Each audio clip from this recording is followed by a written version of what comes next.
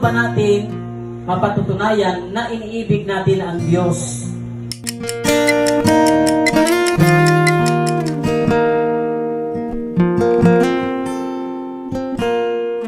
Mahalin natin muli ang ating Diyos. Papapatunayan po natin ito sa pamamagitan ng ating pag-ibig sa taong pinakamalapit sa ating buhay at sa ating kaaway.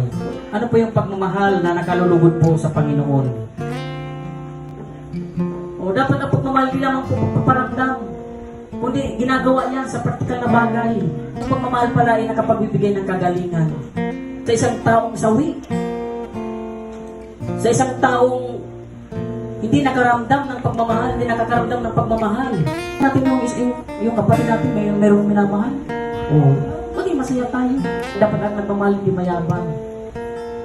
Dalawa na yung, alam mo pare, dalawa na yung naging, dapat maging humble tayo. Kung tayo yung magmamahal, dapat humble tayo. Hindi yung sinasabing humble. Humble, hindi humble.